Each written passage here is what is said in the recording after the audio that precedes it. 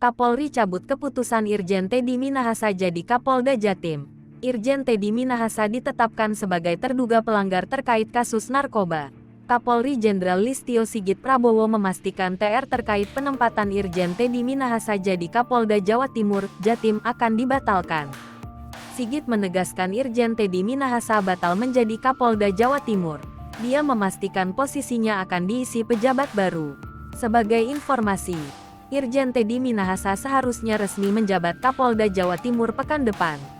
Irjen Teddy Minahasa akan menggantikan Irjen Niko Afinta, yang ditempatkan di posisi baru.